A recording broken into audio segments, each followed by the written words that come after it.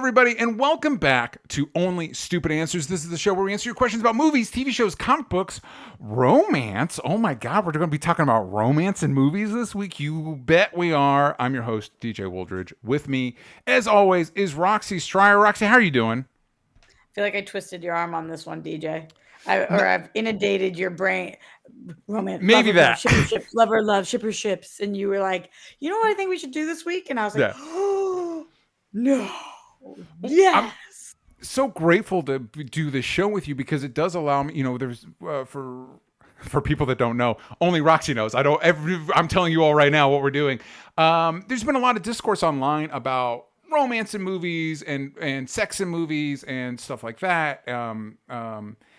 And about we're not doing it enough or we're doing it too much or yada, yada, yada. And I can't think of a better person to talk about this with than you, Roxy. I think you're the perfect person to discuss this with, and it's been on my mind. And so it allows us an opportunity to kind of dive into it because I think there's a lot of interesting stuff to unpack here. Yeah, I do too. And this is something that I pay attention to in every movie and every TV show I watch, maybe more so than the plot. Maybe more so than the dialogue, maybe more so. Like, I care so much about love, and it is bizarre, the trend that maybe we're on. And I don't know necessarily that I think it's a bad thing, but I do think it's worth exploring why we're here and where we are. Yeah, 100%. Because I think I don't know that I'm even of two minds of it as much as I kind of and this isn't fair to say because I don't know all the, because there's the two parts of it. The part of it is the movies we're ingesting are doing it less. Part of it is the online discourse about it. And the online discourse part about it, I think I understand why some of these trends might be happening, whether I agree with them or not. So anyway, that's the main topic today. We're going to be talking about romance in movies, baby. But before we do that, little business up top. As always, if you want to watch this show live or early, ad-free, check out shows like Spider-Versity or Roxy and I doing What We're Into. You can do that over at patreon.com/onlystupidanswers. Please go check it out. Please give us 5-star reviews on iTunes and on Spotify. We ask a question every week, so check out the question on this episode. I don't know what it is yet, but you'll see if you listen to it on Spotify. And we're going to start with a little bit of news. And this one's a bit old. I don't know that there's been any updates since it broke, but I've been wanting to talk about it with you, Roxy. I know I mentioned it a couple weeks back. Did you get updated on this kind of, I guess you can call it a controversy around Across the Spider-Verse? I don't think fully, but I would love to hear from you. Was it as bad as it seemed? I mean, it's one of those, nobody's getting, I was going to say Me Too. I don't know if that's the correct way to label those things, but it's not one of those situations. But it does deal with, which I think we're having a lot of conversations around, rightfully so, right now, around working conditions in Hollywood. So a couple weeks back, Vulture dropped this article that they spoke to people that were part of the animation team for Across the Spider-Verse. I believe it was a good chunk of people, but 4 people specifically talk about production on Across the Spider-Verse anonymously. And they spoke of challenging work conditions. So this is from the Vulture article. Multiple Across the Spider-Verse crew members, ranging from artists to production executives who have worked anywhere from 5 to a dozen years in the animation business, describe the process of making the $150 million Sony project as uniquely arduous, involving a relentless kind of revisionism, and compelled approximately 100 artists to flee the movie before its completion. And of course, this was kind of exacerbated. They interviewed some people on the project, including Amy Pascal, who's been a major producer on the Spider-Man movies for, I think, ever. As long as there's been Spider-Man movies, Amy Pascal has been a part of them. And she said one of the things that about animation that makes it such a wonderful thing to work on is that you get to keep going until the story is right. If the story isn't right, you have to keep going until it is. To the workers, and this is in the article, to the workers who felt demoralized by having to revise final renders 5 times in a row, the Spider-Verse producer says, I guess welcome to making movies. That didn't go over great. And apparently, Roxy, the impetus of this was Phil Lord, obviously, of Lord and Miller. Apparently, Miller was kind of for lack of a better term, an absentee dad in this situation, and the complaint is that Phil Lord would come in. So you and I, uh, as opposed to the general listener, probably have a better inside track on making movies. I don't know that either you and I know are experts on animation production. But basically, a scene would be finished. It would be designed. It would be animated. It would be textured. It would go through the five layers of production to be done. And then Phil Lord would come in and be like, change all of it. And that would start the process all over again. People were hired to work on it, and then just sat around for 6 months as revisions were being made in pre-production. And they could tell, like, as things were being delayed, that they knew that this would mean an avalanche of work for them. The article goes on to say it's common for executives on a production to have a big say, but usually they're not as heavily involved as Phil is. Speaking of Phil Lord, as producer, Phil overrides all the directors. They are obviously in charge of directing, but Phil has a note that contradicts their note. His note takes precedence. They have to do what Phil says. So there was a constant change of cuts. With Phil Lord, nothing is ever final or approved. Nothing was really set in stone. Nothing was ever done. Everything was just endlessly moving beneath our feet because they wanted it to be the best it could be. So it sounds like a really challenging working condition, especially since, according to these artists, a lot of people were hired on in a way that, like, listen, we're going to underpay you, but you're going to work a lot of overtime, so you're going to make up for it in overtime, which that's not how overtime should work. And it was this, and having seen, and this is me speculating. What I'm about ready to say now is me speculating, but having seen stuff like 21 Jump Street, which are those movies I really enjoy, I think there was this improvisational stuff that might work better in a live action setting as opposed to animation, because there's a lot more lead time. And it sounds like there wasn't.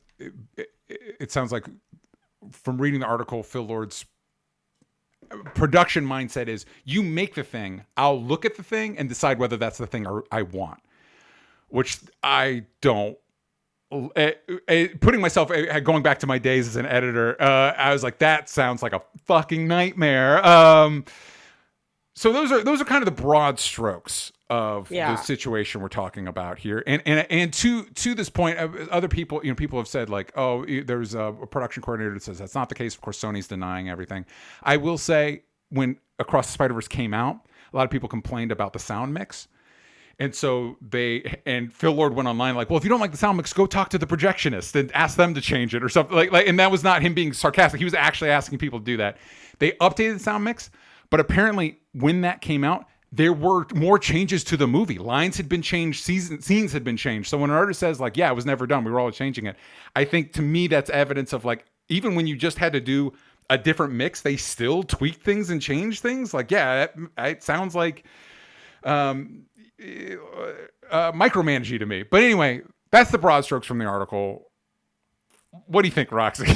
I'm kind of more torn than you are, DJ, because I think, does it sound like when I have a boss, Yeah, and I do a job, this happened to me a million times, and they don't like what you've done, so they ask you to re-record it or whatever, and then you send it to them, and they give notes, and you follow them to a T, and then you show it to them, and they don't like the notes that they gave, so you have to redo it again, and then you do that. This kind of thing happens on all of the time for me, and I'm sure it happens to most artists. Yeah, it's frustrating, and you're usually underpaid and exhausted, and those are problems that I think are kind of separate from this situation. Being underpaid is a problem regardless of how many times you're being asked to do something. yeah. If you're underpaid, you're underpaid, and that's a problem. But Spider-Verse might be the best looking movie of all time. Mm-hmm. And I don't know that it gets there if you are not, like, as detail oriented, and you don't always know exactly what you want. Sometimes you have to see things, and then you make changes. And do I think that sounds like the most positive working environment? Not really. But do I think that it made for the best movie? And do I think there was Do I think it made for the best movie? Yes. Do I think there were other ways to make the movie just as good? I don't know. Yeah, I think I would push back on the idea that it made the best movie. Like I know a lot of people are, and I really liked Across the Spider Verse. I do think that considering how micromanaging and nitpicky this seems, it is striking. It feels like a movie that doesn't have a direction to me, and so I think, and this, I might be projecting my own working method. I like to begin with the end in mind. Not that you don't make changes through production, but the idea that you could go in without a plan, make a like hundreds of people work overtime to make stuff for you, then decide what the plan is unfair to the people that are you're working with. And I think it's I just don't think you're not respecting your essentially employees' time and the effort they're putting in. Not that you might, of course, you might make changes, but like literally, like I don't know. I think maybe something like this, make a thing, and dozens of people work to make that thing, and you're like, nah, scrap it, do something else. That's egregious to me.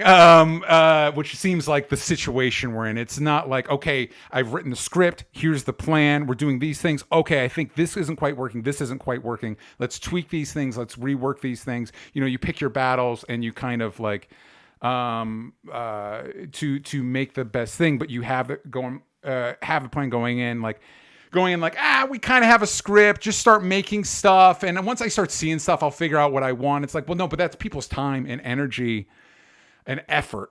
And I think it's worth respecting that. And listen, y'all, I mean, that's how I do. I think the closest, and this is nowhere near the scale of something like this, but you can all judge the merits of that if you read my comic. That's how I did my comic. Like Jane and I had the outline for all 6 issues planned before we even reached out to an artist.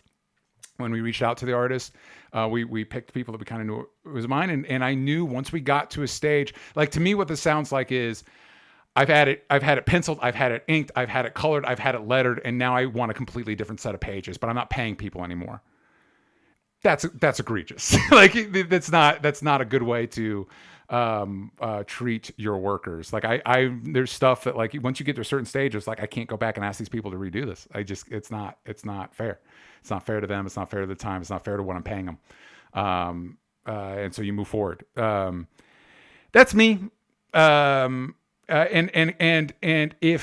if Across the Spider-Verse was a perfect movie, I think, yeah, maybe, but I do think there's some writing there's just some stuff that's weak writing, some weak plot decisions. I do think it looks great, but I think that's less of a credit to Phil Lord than it is all the animators that worked on it. And I think I don't know, maybe there's a middle ground here. I don't know. I've said my piece. That's what I think about it, but I hear what you're saying. I'm also like, I don't know. I don't, when you're saying that something's egregious, I don't actually think it's egregious. I wish that I did. And maybe I'm so jaded by having been in this for so long and so clouded by like, that's just kind of what it has been. But like, I think the money thing, I think it's separate. I think it's a separate issue. I think that people are underpaid and that's a fucking problem. But I think a lot of what you're saying is because you think they're being underpaid, that it's unfair to ask them to do something. And I think that there's less of a correlation between those things. And like the job needs to be done well. I think that's entirely fair. I think another issue that I would add to the underpaid, and that I think you would also clarify as maybe a separate issue in that sense, is overworked. When you're expecting those people, two things are huge problems. When you've hired somebody to do a job and they're just sitting around for 6 months waiting for you to figure out what you want to do, and then you expect them to do that same 6 months worth of work in 2 months, that's not a good way to run your production, in my opinion. That's an irresponsible way to run your production. I think then you need delays. Like I don't actually mind. I don't find a problem in asking somebody to do something 12 times. I just don't. I don't have an issue with that. I do have an issue, like you said, with not being paid more for more work. and I do have an issue with not being given the time to do a job that the job needs. Yeah. So, but I kind of like separate those things Yeah. because I think that they aren't exactly the same. Yeah, and I think I understand your point about not asking somebody to do 12 times. I think, and I don't know that I know the exact way to phrase what I'm thinking. It's less the idea of asking somebody to do something 12 times, but it's asking somebody to come up with the thing for you, and come in knowing what you're trying to do. You know what I mean? Come in with a finished script, come in with a finished vision, come in with a finished, and like, hey, we'll figure it out as we go, kind of a thing. Like, don't do that. And maybe that's just me. Maybe that's just the me thing. Artists have different processes. It's difficult for me to sit here and tell one artist how their process should go when, like, I'm not a method actor. I don't feel like you need to send dead rats to people on set or whatever the fuck it is. But obviously some people are method actors. So it's difficult for me when some people are like, sometimes you just have to be a jackass. And I'm like, I don't think you ever have to be a jackass, but your performance is amazing in something. I'm not talking about Jared Leto. That's my pushback. On paper, I entirely agree with what you're saying, except for the fact your example is it's not benefiting his performance. So maybe don't do that. Like, give XYZ example of every method actor that's ever been a method actor. Half of your favorite actors are method actors, and that's not my process. Yeah. But I can't tell somebody else there's one way to do it, and it's Meisner. Like, artists are different. And would I come in with a finished script? Yes, but do I think that there is validity in somebody who doesn't do that and is like, my process is I like to see things and then create, and with that person to be more of a pain in the ass to work for, but I can't say that it didn't make a great product. I understand, and I think maybe the sticking point for me is at that point it's more about production. It's more like the day in, day out, like you're doing a job. You're in that moment now, and that's how it's impacting people. And I think that all your loosey-goosey, I'm an artist bullshit, like, fine. But these are people working for you on a job. You know what I mean? Like, you need to, at a certain point, you need to buckle down or have somebody else do it. You know what I mean? And also, by the way, obviously the directors aren't talking about this. It sounds like you're not letting your directors direct. You're not letting your directors do the job you hired them for. You know what I mean? So what the fuck are you doing? You know what I mean? Like, and I, whatever. I don't, I'm not trying to cast aspersions or whatever, but I have been, I guess the best way you describe what these people are doing is below the line. Even though it's an animated movie, you don't get the movie without them. Having done jobs like that, it's like I think it's very easy for people at top to disrespect those people, and I don't appreciate that aspect of it. And I forgot the last thing I was going to say. Oh, obviously I'm with you. I don't appreciate anybody being disrespected. I actually don't think I think you are more on the same page than we're not. We're just phrasing it differently and emphasizing different things that mean different things, because you're right. People at the end of the day are different. I just think respecting people and the people you're working with should be paramount. Even as much as I think art and creativity fucking matter to me, more than probably most people, it shouldn't come at the expense of treating the people you work with respect. Definitely. I mean, at the end of the day, DJ, I think you said in that article, they said 100 people quit or something like that. And like, if you have 100 people quitting, you're clearly not doing a good job. Like, regardless of my stance on whatever, you are not accomplishing that. If you have 100 people who are veterans of this industry quitting because they're like, this is ridiculous, then clearly either how you're treating them or how you're getting it across doesn't feel respectful to them. So like, that's a problem, obviously. And maybe you're right. Maybe it is, I'm going to say, as simple as, like, this is simple, but it is just allowing yourself more time. If this is the process, allowing you and the people you work with the time to make that process work without relying on the overtime payment being the compensation that they need. I'll end on this line from the article because it really stuck with me. Artists in the industry are generally very self-critical. They internalize feedback and and this is one of the artists speaking. They internalize feedback and want to do their best. If they love a project, they will put in the extra hours for free because they want to prove themselves and they want their work to be good. Their work is how they get the next job. A movie like this is taking advantage of those people creatively, but the workers are also vulnerable in another sense. They want to stay in Canada. And this is me speaking. The animation studio is in Canada. Back to the article. They're on visas from countries from which they'd ideally like to immigrate. Aspirations to immigrate keep them tied to the studio. They're underpaid, so they need the overtime to pay their bills. The relocation package doesn't cover costs, so they can only make a production like this when the people doing it feel as though they have no other choice in what they need to do or their financial security.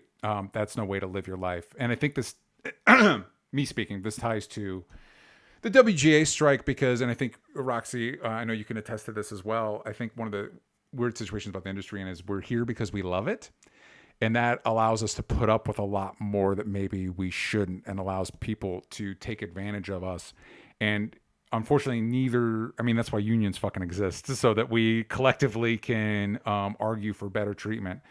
But and unfortunately, like, this is not me like trying to get on my sanctimonious high horse, because I'm right here fucking putting up with the bullshit to do this shit. I'm not fucking changing the game. I'm eating the same shit as everybody else to try and like make my fucking thing. So I don't know. I like the Spider-Verse movies a lot. I hope for the next one they improve it, because I kind of want to just go in and enjoy all the incredible work these people put in to make a movie that I really love without worrying about how shitty their work conditions were. Totally. Absolutely. All right. Now we're talking about what the kids have been waiting for. Is romance in movies dead? So just right off the top, so the conversation is, we don't have people making kissy face in movies anymore. What's up with that? Roxy, do you feel that? Do you feel like there is less? Obviously, I think it's objective that there are less romance movies and romantic comedies, but are like romantic subplots, just romance in movies, not around anymore? Yeah, kind of. And also I find it to be very difficult to walk this line. I haven't seen this new Jennifer Lawrence movie yet. I hear it's really good actually. I will But say, by the way, I'm using in the thumb no hard feelings. We're not that's thumb bullshit. We're not talking about it. It's just something romantic comedy adjacent that I could put in the thumb. So yeah, there you go, totally. everybody. But I do feel this and I do miss this. I look at all of the shows that I'm watching this year. I think I just hit 76 shows that I've watched this year. God damn. We're halfway through. Got to So get to that many 150 shows. mark. And yet you And still haven't watched Silo. No, okay. I know. But I did start Jury Duty, so I'm excited about. Let me know. But have you watched Yeah. Primo? No, I'm sorry. That's on the same So network. It's right on Freevee. Just go over. one of the shows that I've been watching the last 2 weeks is And Just Like That, which is the Sex and the Mhm. City spinoff. So you think if any show on the planet is going to focus on relationships, it's going to be Sex and the City. Yeah.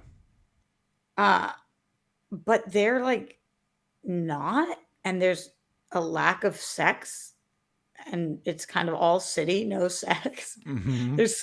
There's some sex going on, but like even that show has pulled back the amount of relationships, and I think it's not a spoiler as long as you're caught up on the first season.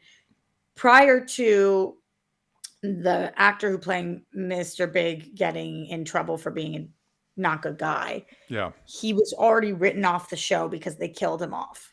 Yeah. And the reason that they did that was because they had Carrie and Mr. Big together, and they seemingly, I think that I've read articles about this where they're like, she can't grow if she's still with him. Like there's nothing else for the character to do if they're with the love of their life. And I just Bummer for all wholeheartedly of us disagree with married. that. Bummer for all us married people. I just wholeheartedly disagree that it can't be interesting to watch a relationship, like Yeah. a real love relationship. I just don't agree with that. I don't think, and I do think that that is the stance of a lot of movies and television shows right now, that like you have to end the show with you finding your person. We just watched this. This was my biggest gripe on Ted Lasso, as Yeah. you know. Like to me, the final season to not have Keely and Roy end up together was fucking ridiculous. Yeah. But these shows seem to be down on, and it's not just shows, it's movies too. They seem to be down on love and down on these lasting relationships. It's not just sex, it's like these epic romances. I don't know whether people are jaded or they're really reflecting the times, because I do think DJ, and you obviously are an anomaly in this, and not the norm in this, but I do think that of our parents' generation, it was very common to be married in your 20s and then live the rest of your life with somebody. Yeah. In our generation, my story, unfortunately, coming from my perspective, is more common, which Yeah. is like, you haven't settled down, that might be what you want, but you haven't found your person, and our generation just seems to be different, and maybe that these stories are reflective of that, and so they are showing more career, showing more family, not your own, but like Yeah. dynamics with your parents or whatever. So maybe it is that, but I don't know, it's just I think that as much as art imitates life, life also imitates art, and we're Hmm. seeing less of that, and then there is less of that, and I think there's kind of a correlation there. Yeah, I think that's interesting, and it's interesting that you brought up just like that because I've seen this discussion mostly within the context of movies, and what I wanted to run by you, and it sounds like maybe this isn't true, is that I was wondering if maybe we've seen less romance. I think we've seen less romance in movies for a couple reasons. One, for a variety of reasons, studios do not want to invest money in comedies, romantic comedy. If it's in theaters, it's going to have explosions and people punching other people. It's going to be dude movies, for lack of a better. And that's not. I don't mean to gender it, but I think like traditionally that's the way the stuff has been viewed. And so there's not like is the best romance subplot in any of the Marvel movies Captain America and Peggy Carter, and they're only in one movie together? Like, is you know what I mean? It's just not. We don't emphasize that shit a lot in those movies, whether we could or not. That we don't. So that's part of it. I wondered Iron if Man and Gwen with Paltrow. yeah, and I actually do think even though there's not like I actually I like their dynamic. I think it works Me in the too. in the movies. But I wanted to ask you if I was wondering if maybe that's because obviously more emphasis putting on TV, and I wonder if and more emphasis on serialized TV, and I wonder if maybe that space lends itself more to romantic stories because I feel like there is a pushback, and I think there's some legitimacy to this. Like we talked about in, I don't know when it's dropping, but we did our Mission Impossible episode. I'm rewatching the movie, so I watched Mission Impossible 2, and it's like Tom Cruise, the love interest of that is Thindiwa Newton. They meet up and like immediately, boom, we're an item. You know what I mean? Like, and that's not really how like, obviously attraction works that way, but like relationships, like deep, don't typically work that way, I would say. And so maybe the serialized nature of TV shows help that. You see relationship grow and evolve and people grow to love each other. But it sounds like maybe even TV's kind of dropping the ball and they're not investing in like romantic growth. If your question is TV a better medium to show love and relationships? I think that the answer is yes. Is that what they're doing right now? I don't think that the answer is yes. I mean, Interesting. I just going over the main shows that have been massive this year, right? Yeah. Succession. Yeah. Um, I guess there's some love relationships on the show, but I don't think anybody's Theoretically. looking at this like, Tom and Shiv and Connor and whatever her name is, Yeah. and Logan with some women. I mean, it's not like you're looking at any couple like I aspire to be that couple. So Yeah. I And would say that considering our four leads are incapable of love, that's a tricky one. totally. Ted Lasso, Yeah. just like really down with love, even though like the Rebecca story, all that kind of ends with hope. The final season, we don't have like a couple anchoring us Yeah. We at don't even all. have Rebecca and Sam, which, regardless of how you felt about it, at least was in line with what we're discussing today. Totally. Yeah. Mrs. Maisel, uh, like the whole point of the show is no, like I have to pick career. I can't pick this man. Mm. Yellow Jackets, we don't really focus. There's like some things, but it's not. There's no like dream it couple on that show either. Uh, Dave, relationships are a mess. Just going thinking about shows that we've talked about here. Uh, That's just true. it's Dave not. specifically the for joke purposes, and I do think it's a pretty fucking good joke, but it sabotages what the show kind of sets up as the love of his life for a joke. Like that's the like literally the last moment of the episode. That's interesting.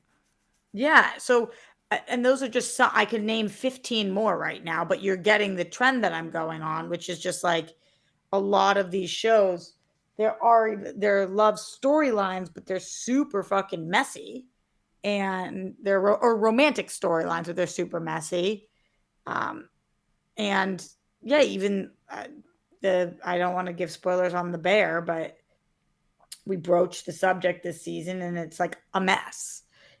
Oh, And that's kind of a bummer because you know I have mixed feelings on the bear. I just watched episode 2, and I think the best moment of the season so far is Carmi meets a girl in the grocery store, and it was one of those like, oh, this is for whatever reason, this is one of the few scenes that really works for me. Like I like what we're doing here. that's interesting that your interpretation was that was him meeting her. Well, Um, yeah, they because yeah, okay, yeah, but yes, yeah. that's who I'm talking about. I mean, and they did a great That's job us with as an it. audience meet her. Yeah, yeah, yeah, Yeah, yeah. Great job with it. But I just like unlike when I was growing up where I feel like there were so many it couples, like who are the biggest couples on TV right now that you're like, "Oh, I love that couple." yeah. That's interesting. But do you think, and back in the day, though, it was a big part of. Sorry, guys, this is going to be kind of scattered as we kind of like navigate what we're talking about here. Back in the day, the big will they, won't they was a big thing. And like if you ended your will they, won't they, it killed your show. And I think it felt at the time kind of revelatory in something like Parks and Rec, where it's like, no, these two are together. And that's the story we're telling is that they are together now. Amy Poehler and Adam Scott's character. Hmm. And we're not going to play the shenanigans of like, will they break? No, once they're together, and we got like 4 good seasons after out of that, you know. Um, But even the Pam and Jims of the world, or Ross and Rachel's of the world, even the will they won't they's, they still are were like it couples, like gotcha. that you're rooting We're rooting for. for them. I get okay. So what we're talking about here is not necessarily. I'm trying to gauge the parameters of what we're trying to reach here.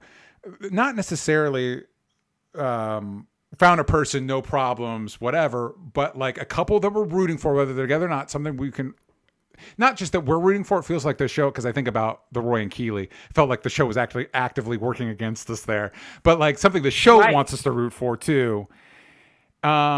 And okay.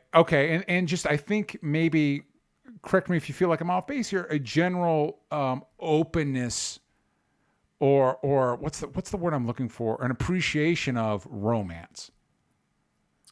Like Yeah, the show's not going, ew, definitely. no thanks. That might be why Bridgerton is so effing successful right now, because Mm-hmm. it's one of the only shows or franchises that like centers on a couple, and it is sexy and fun, and like one person's pursuing another person. Okay. That makes a lot of sense to me. It's not that there's no shows like this right now. There's just so few. Uh yeah, just so few. We have a will they won't they on Abbott Elementary, which is Yeah. great. That's a Which is, classic will they won't they. and they're good, and I'm rooting for them. I don't really like how the show seems to be finding like arbitrary ways to keep pulling them apart. And it's like fucking just let them be together, man. Like, Totally. but you're right. The Totally. show's rooting for them. We're rooting for them. They're cute together. Yes, totally. Yep. So that's a good one. But another show that you and I adore, Mythic Quest. Mm-hmm. Like I'm just running down my list of the shows that I have seen this season. Um, it's So, just there's so few. so something I wanted to broach with this is, there's been kind of, I was actually just reading a very interesting article on Puritans is a phrase that's used a lot, anti-fans, and kind of like the beginning of like going from like live journal to Tumblr, and how like fandom kind of went from a sex positive place to a less sex positive place. Yeah, the Puritan things is so weird. Well, it is, but I do wonder. Let me throw this out there. Does it not make sense in the sense that with the Me Too movement and learning how specifically women, but all people have been kind of like abused within the studio system? Does it not kind of make sense that we're not so open to see people make out on camera? Because now we don't know, like, is everybody cool with this? Are we cool? Like, is everybody on set cool with this? Like, is this actress being treated well in this sex scene? Is there intimacy coordinators? Does that, to me, it feels like maybe those go the kind of like uncomfortability with the depictions of romance, but more specifically sex in film, kind of might be tied with an uncertainty about the working conditions. Does that make sense? Makes perfect sense. I just watched National Lampoon's Vacation. Mm-hmm. Have you seen that movie recently? I've not seen. I don't think I've seen any of the National Lampoon movies, but I'm aware. Chevy Chase, right? Yep. Yeah. Okay. That movie has. I'm sorry, this is gonna piss people off. That movie has aged so poorly. There are parts that are unwatchable. Yeah. Like unwatchable. And the reason I bring it up is because there is one of the main things that keeps happening is Beverly D'Angelo, the wife in it. Yeah. She is like topless the whole time, Mm-hmm. randomly when he's like fully clothed, Yeah. often, and like trying to seduce it or whatever it is. And it feels like she's wildly uncomfortable. Mm-hmm. Like the actress. Yeah. Just it feels like that to me watching it. So one of the things that I think you could be mentioning right now, you didn't specifically say it, but it's probably more expensive to shoot these sex scenes now because you need the intimacy coordinators. We need to actually block out more hours because we need to make this comfortable for everybody. So maybe movies and shows aren't wanting to do this because it is affecting their bottom line. And Interesting. it's less about their morals about it. Like, is everybody cool with this? And more about, do we have time for this? Or do we have budget for this? I also wonder if maybe, and I don't have any data on this, but I also wonder if, because so many of these blockbusters, which it kind of feels like the only type of movies that really make it in theaters are blockbusters, are meant to make their money internationally. Like just a couple weeks ago, we were talking about the DC movies, and I was very surprised to see that, like, while the Flash's domestic opening was weak, it's not as weak compared to other superhero movies, but where they make their monies internationally. And I wonder if maybe there's pushback, like, well, fuck, if we have a sex scene in this movie, we're not going to we're not going to be in Saudi Arabia. You know what I mean? But or something like that. What about Top Gun Maverick? I mean, but that's a good question. Romance. Did it has a romantic subplot? Did it feel romantic to you? It did. Okay. It did. It feels like one of the parts of the movie was that. Did it not feel that way for you? It's weird. I don't know that I feel a lot of heat when it comes to actors like Tom Cruise. I know. Or like, as much as I love Dwayne Johnson, we can, without getting into spoilers, is there a romantic subplot in Mission Impossible? Like, it seems like the movie was like, hey, these two are item. So. Not really, but maybe. Are they? Who cares? I didn't think so, but I think there's way more in Top Gun than there is in Mission Impossible. Well, yeah, totally, 100%. And obviously, like, but I also wonder with some of these action franchises, it feels like the woman actress is doing a lot of the heavy lifting there to make that work. I was trying to think of like great romantic leading men in our current era, and the only person I could kind of really come up with was Chris Pine. I think Chris Pine does a really good, like, I think of like Wonder Woman, like, bought it into, like, totally buy it. I thought that John Krasinski did an amazing job in A Quiet Place of being the romantic lead in a very tough position. That's interesting. I think you're right, but A Quiet Place is not a movie I think of No, it's when I not. think of like romantic stuff. I also kind of think, did you see, you haven't seen Bros, have you? No, I I hear think you'd it's so really good. like it. I I thought it know. was really good. I thought it was really good. And of course, a big part of that was it didn't make money, and the assumption was, especially for the guy that made it, was that it was pushback on it being queer, like unabashedly queer, which I think is a really great selling point of the movie. I think it really makes it stand out. But we don't really get big theatrical rom coms anymore. Like we just don't. And I think we had this conversation with Christian again. I don't know when that episode's dropping about like movies are costing too much money. And it's like, well, maybe do more kissing and less explosions, and you'll save some money. You know what I mean? Like I don't. Yeah. I actually kind of don't know what I'm asking for here, because I don't necessarily want an action movie where it's like, hey, we had 5 minutes together and now you're the love of my life and the stakes of the movie are completely dependent on you. Or, but Well, they don't have to have met in the movie. yes, but for some reason studios think they do, Roxy. I don't know why. Like it Yeah. was my big sticking point with like some of the Amazing Spider-Man movies. It's like Gwen and Peter could have known each other before this movie started. Like we didn't need to like waste runtime in them meeting each other. That's just one of the things that pops in my brain. But you're totally right. You're 100% right. That's a good way. To But I make it feel not like feel rushed like that. Like there's like okay, there's even so history. what'd you say? There's history. There's history between the Well, there's characters, and we're history. kind of in media res. We're building to that, and we're going to see where it climaxes here. No pun intended, but maybe pun intended. That's why we think that television is a better medium for it, because you can tell the full story from start to finish. But even okay, looking at the summer blockbusters this year, The Flash, there was Iris West was a non-factor in the whole movie. Like that's your Yeah, love interest, complete non-factor. But then we do have something coming up that I think is a game changer. Barbie. Barbie yeah. for uh, that is it will be weird if that movie isn't at all a romance movie. I know it's going to be a wonky romance movie, but Hmm. like I do think that there is elements of that. Elemental, the reason I fucking loved it, Yeah, probably. Uh, um, and that's a thank you smart for one making too, me see because it. it doesn't like this is how they get to be the love of their lives. Like no, that we build towards them realizing they're in love with each other. That's what we're working towards the whole movie, and so it does feel organic, more organic than saying like we're in love now. What we've just met, now we're in love. Now what? It's like no, we've just met, and this is how the relation builds to something more. You know? But also at the same time, DJ, I've never in a movie ever. I can't think of a time where I've been like, that moved way too quick with them falling for each other. You got to Mm, put the pieces together in your head. Like, and also, I do feel like nowadays it is bizarro. Maybe it's because dating apps or whatever. My friends that are single are single. And my yeah, friends that are in relationships, especially because the pandemic or whatever it was, everything feels like it's on an expedited timeline. My best friend met her person and they moved in 2 months later.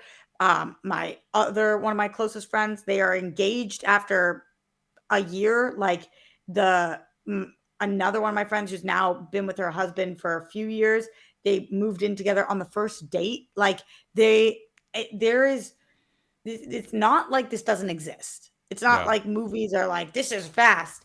A lot of people I know say I love you after a week. It's not my trajectory, yeah, but that is also common these days. yeah. Well, and again, I grew up in a conservative Christian community, so it wasn't like the expectation Right. was you're going to find your spouse when you're in high school. Yeah, yeah, yeah, yeah. No pressure. Totally. Yeah. Yeah. Interesting. Yeah, and I think it's interesting when I was looking through the art. There's an article in Vox by Aja Romano. Hopefully, I pronounced that correctly about Puritans and anti-fan culture. And I had a moment of like, wait, am I part of the problem here? Am I part of because I talking about the pushback against more sex positivity. And if you've read my comic, a lot of sex and nudity. I don't think I'm very puritanical now. I did grow, like I just mentioned, I did grow up in a very conservative Christian puritanical community, and so I think that probably does inform stuff. But like we've talked about Euphoria, I'm not against a show like Euphoria existing. You know what I mean? I'm not against like because teens are falling in love and having whatever. I do think it's worth having a conversation of like, wait, is this show trying to, because I'm not against Riverdale, but like when they're like, isn't this fucking teenager so fucking hot? It's like, what are we doing? What are we, not saying you can't, just saying worth having the conversation of what the responsibility of the show. Just like there's a lot of violence. You've read my script. There's a lot of violence and there's a lot of gun violence. I've had to internally think about like, okay, what's my responsibility as a creator here? Just saying we should have the conversation. But it is interesting. It was interesting. I recommend, I'll probably put the link to the article in the description because it is interesting how this pushback against sex and romance in movies comes from a place typically of people you'd consider more socially liberal, but the effect is it has a way of silencing queer voices, and especially like in more vocal fan communities. Like I think, like I remember, back in the day, of course, give me some grace, it was years ago, when Roxy, you didn't watch Legend of Korra, but they introduced a queer relationship in there. And at the time, I was kind of more on board of like, I actually think it'd be more interesting if Korra was just like, hey, I'm good with me. And I felt like the show didn't lay the groundwork for that relationship. But partially that was the fact the studio wouldn't let them. Like literally they were not, Nickelodeon was like, this is a kid show. You can't do that shit, which isn't cool. So it's disappointing. It's I don't know. It's something I'm reflecting on because obviously if we say it's partially in response to Me Too and concerns about conditions on set or stuff like that, I think it's fair to have that conversation. But I think everybody, me included, it's worth taking the time to think about like, if we push back on these things, what are we pushing back against? Why are we pushing back against it? Are there voices, maybe more marginalized voices, that aren't being heard in this conversation? I think it's worth reflecting on all those things as for sure we consider stuff.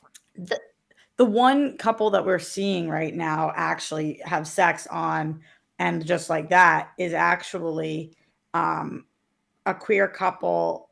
Miranda, do you know who that is? The redhead? Yeah.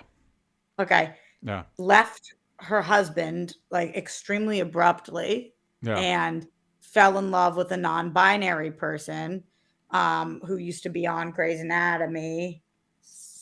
I forget what their name is, but and it is interesting that what we are seeing on this show is they're the only ones fucking, and it's like all of the time, nonstop. That's what they do, and it is kind of interesting because I'm like, on the one hand, I appreciate that we aren't silencing the representation of a queer non-binary couple that we're not shying away from seeing them bone.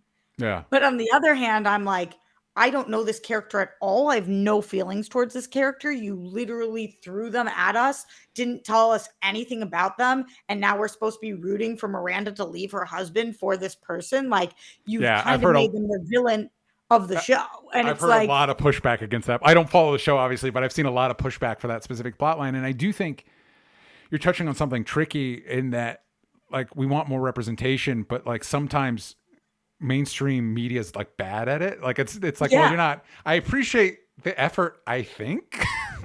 Yeah, like the storyline objectively, I feel like, is bad and has made this person very not likable, like unbelievably not likable. And it's like, and then the subplot is that they're doing their own sitcom, and it's the first time that a non-binary person has been the star of a sitcom, and that they're annoyed with the studio, that the studio is showing them in a bad light because they feel like they need to be representation for all non-binary people. And I'm like, do they know how meta this is? That's actually what this show is doing? Yeah. That's what this show is doing. That the show we're watching. Like, is that what you're trying to tell me, or do you not know? Are you not in the loop? And it feels like they don't know, DJ. It doesn't feel like they're trying to make commentary on it. It feels like they do not know. And it's like, ugh. I do think when we need to wrap up, but I do think as we talk about this, and this might be informed by, there was not great, as of this recording, not great Supreme Court news this morning. So this might be part of where my brain is at. But while I'm not necessarily like, I don't know. You know what? I was going to say, like, I'm not a romance guy. My wife just showed me one of her favorite movies, Never Been Kissed. We watched it. Fucking loved it. It was fucking great. It It's was a the best. blast. Yeah, it was It's fucking the best. amazing. Sean Whalen's in that. My Yeah. director for Crust. Yeah, I That blew love my the dude. movie. Well, one, that was cool because it was after we recorded with him, but also everybody's in that fucking, like, literally every character's like somebody now. Like, but at the time, I guess they were just like, wait, what? They were fucking in this movie? What the fuck? Anyway, It's a great movie. it was fantastic. It was fun, and it made me wish, even though like this is not necessarily the genre I would necessarily gravitate to, it made me really bummed. It was cute, and the stakes were very, very sweet and reasonable, and it was just a pleasant movie. And it's like, why don't we do this anymore? Like, why aren't? Because even our rom-coms have to be like action, like Lost City or whatever with Channing Tatum and Sandra Bullock. Have to be action movies. Is like, as much as I love action movies, and Roxy knows I love action movies, they don't all need to be that. I just rewatched How to Lose a Guy in 10 Days. It's amazing. We don't have those anymore. We don't have How to Lose a Guy in 10 Days. And if we do, they definitely go straight to streaming. And I'm missing a lot of them because there's no advertisement for them. Mm-hmm. And I do. So I think it bums me out that I think this goes hand in hand with the idea that in a weird way, for all the progress it feels like we've made, we're losing voices and we're losing perspectives, and even if it's as potentially surface level as like, man, there's not enough rom-coms anymore. That's still like a genre that people love and means something to them. Well, yeah, like, well, and also like a lot of people, those movies made money, and I think they still would. That's a bummer. And I think it's I do think I have paired, I don't know that it's the right thing to do, but in my mind, I've paired it with kind of our more evolving conversations around, like Me Too and stuff like that. But I think it's fair to question, like, how are we representing romance? Like, is it too soon? Is it not too soon? Roxy, you obviously gave examples of why it wouldn't be too soon or whatever like that. Do we treat it too flippantly, or do we not take it with the seriousness it deserves? But in that, like, fucking make sexy movies where people make out and shit, man. Like, fucking let's do it. Like, it's a core part. Just like I like in movies, we're dealing a lot with generational trauma and family stuff like that. That's something that feels like we haven't really talked about a lot, and we're doing more of it. That's fucking great. We are. But people make out and get in relationships, so we could go back to talking about that. Fits in there too. We don't need to get rid of it. I just refuse to believe that there's no way to make actors feel safe on set to do those things. Like, there is. So, well, and I think for me, I think you're right, and I appreciate you pointing that out, because as somebody that wants to be a director and stuff like that, like it's been something that's on my mind. But like, I don't know how to say this. I mean this in a nice way. Actors do silly things all the time. We're asking actors to do fundamentally silly things. If it's acting in front of a green screen, what they're doing is silly. And I'll never forget my first commercial audition. They were like, pick the frozen turkey, which doesn't exist, off the floor and throw it like a football to your dad. Like, that's the kind of stuff that I'm doing. Yeah. There's no turkey, there's no dad, but that's what you're doing in something. So, like, yes, DJ. Yes, we do. We're playing pretend.